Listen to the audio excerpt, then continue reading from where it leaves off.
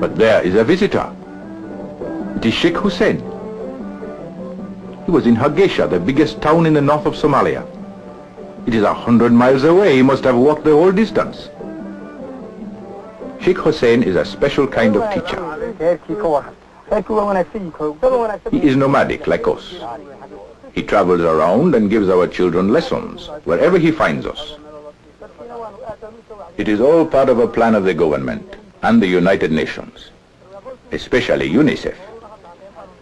Sheikh Hussein has told us that UNICEF helps children all over the world in many different ways. Before this, our children didn't have any real schooling. How could they, being nomads?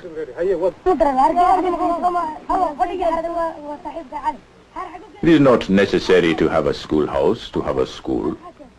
And Sheikh Hussein simply gets all the children together and teaches them under a shady tree.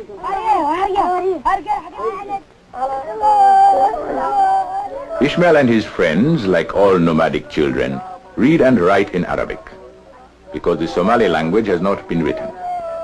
But of course, we all speak Somali.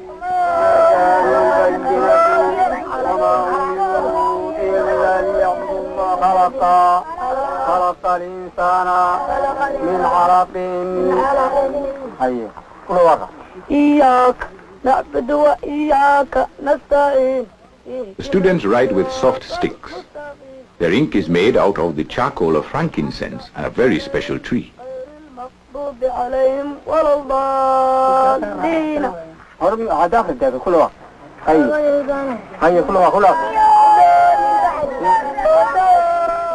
Hussein looks pleased. The children have not forgotten too much. Perhaps because there is no written language, Somalis remember things that are spoken.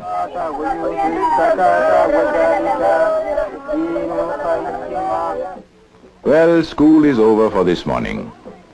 The children will return tomorrow after the sun has risen. And now Ishmael's work begins. He must take the camels to pasture.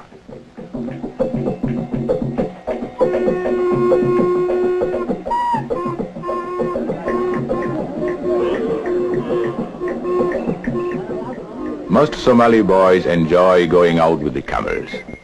They may walk for several miles, 10 or 20 even, before they find pasture. But it is still early in the morning, and there'll be plenty time to study.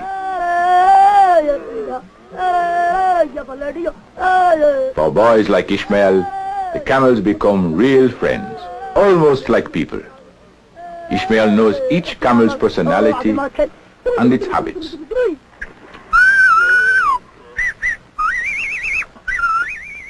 Today they will not have to walk too far. There should be lots of pasture after the rains.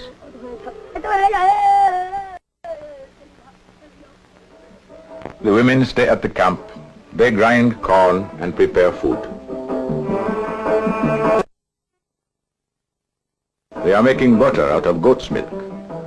They rock the milk back and forth in a pot made of grass, and it turns into butter.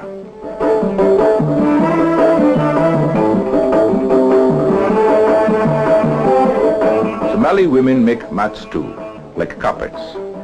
Some we keep, and some we sell the next time we are close to a town with a market. The women are always working. I think in Somalia the women work harder than the men.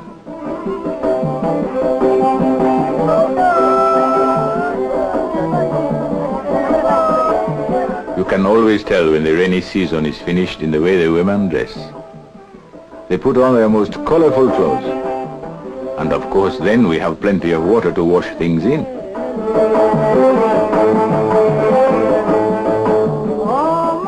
I have heard strangers say that Somali women are very beautiful.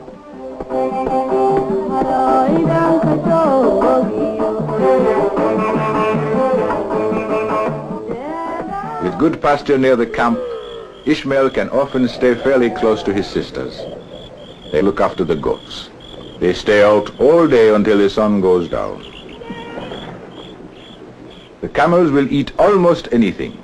They can even chew up sharp cactus leaves. Ishmael has strong teeth too.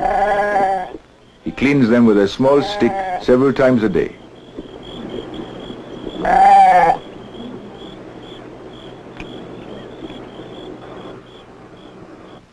Sometimes another family will be camped nearby.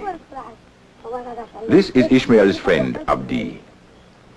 They are playing a game. I don't think it even has a name.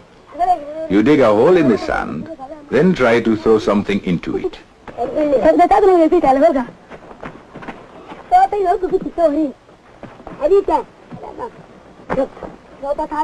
Well, Abdi wins that one.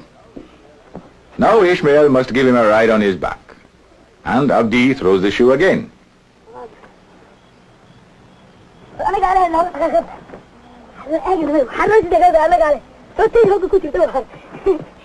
Abdi says he is going to be a fierce warrior. But Ishmael tells him he is as fierce as the dik-dik, a small deer, no bigger than a rabbit, who runs at the slightest sound.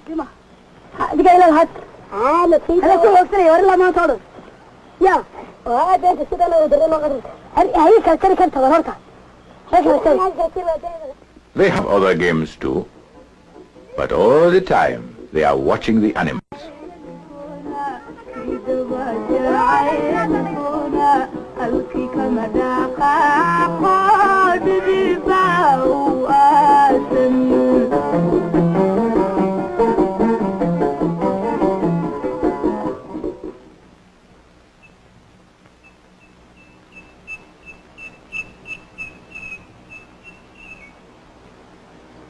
And Ishmael studies whenever he can. For Somali children know that a few years ago there were very few schools or teachers. It is men like Sheikh Hussein who are making the difference, bringing education to our children. He wants Ishmael to go to school in Hargeisa. It would be a great opportunity. Hussein is my cousin. And I can remember how he studied, and how many people laughed at him. But he told me about mathematics and chemistry.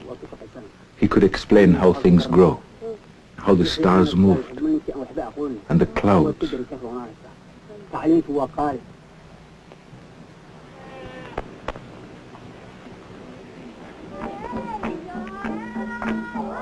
A week later, Ishmael's father said he must go to Hargeisa to buy another camel, and he said Ishmael would go with him. They would walk for 7 days, perhaps 100 miles, but Ishmael was not afraid of that. For a Somali, such a walk is nothing. And so they walked and walked. The country is flat and stony, but at least there was some water, a few growing things. Ishmael had never realized that Somalia was such a big country, and he knew even